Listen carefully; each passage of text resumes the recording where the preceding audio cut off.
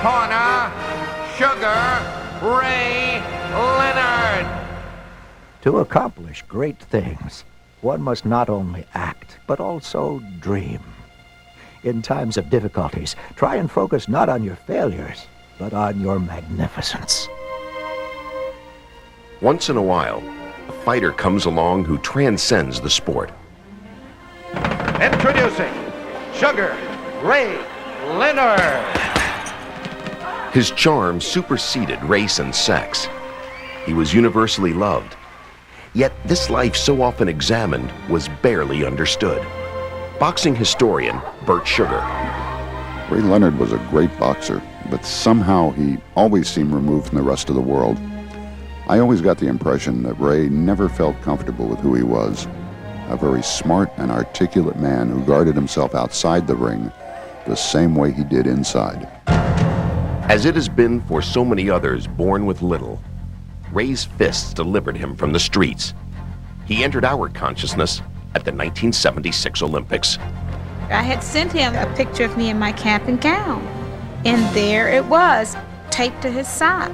It was a shock, and I was thinking, what is he doing? Ray Leonard with a right blade and then a left. Ray displayed the personality that no other fighter could ever get up in the ring and do. 20 years old, the gold medal draped around his neck, he retired saying, "My dream has been fulfilled." He said he was going to college, but when his parents became ill, he quickly unretired. The dedication and sacrifice I made for the 1976 Olympics, I would do the same in this professional career.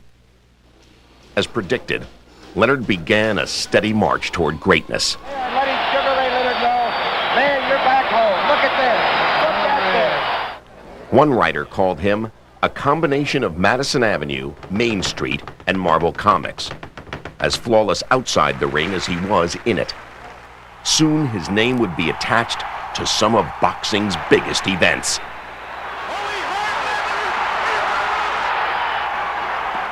Now right hand on that hurts him in a certain sense of reeling. Hearns is not down yet. In bouts with Duran and Hearns, the press filed rhapsodic reports. He shifted the spotlight off the heavyweights, and the spoils of success awaited him. He felt a duty to his fans. He always told me, Juanita, if it wasn't for my fans, we wouldn't have the house we live in. We wouldn't be able to buy the things that we buy. He said, it is because of the fans out there. And he said, it is my duty to give back to the fans what they had given to him. 1982. With his fame and skills in full bloom, a bombshell.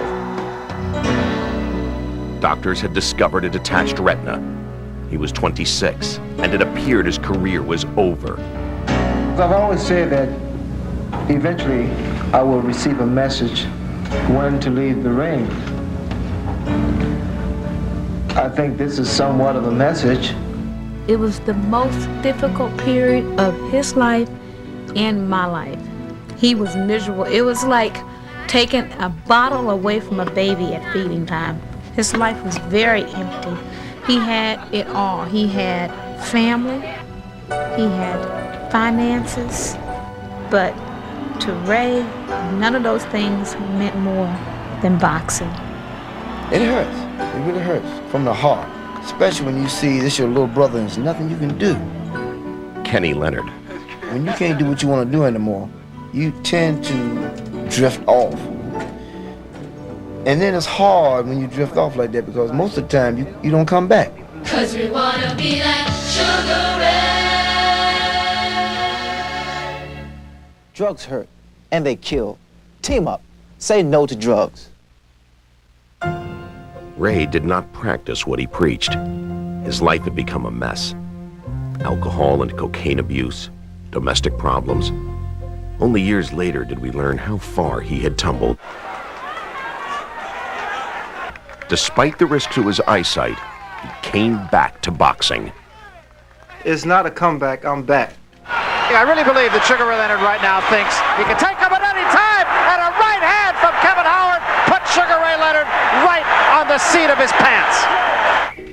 After broadcasting Hagler versus Duran, partying in a Las Vegas hotel suite, Ray made up his mind. The fight, it restored him. For one night, he'd be the Ray Leonard we remembered. Off the ropes. Leonard fighting off the ropes. How do you like it? How do you like it? There would not be another night like this. Ray Leonard was the rule, not the exception. Another athlete lingering too long.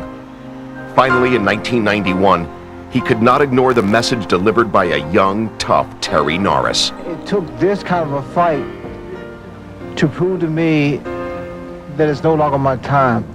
5 titles, earnings of $90 million. The cheers are now only echoes from the past. Divorced, remarried. Finally, he's finding satisfaction apart from boxing, coping as, simply, Ray Charles Leonard. For the first time, he really seems content with his life. There will never be another Martin Luther King. There will never be another Muhammad Ali. There probably will never be another Ray Leonard. Boxing will never forget him.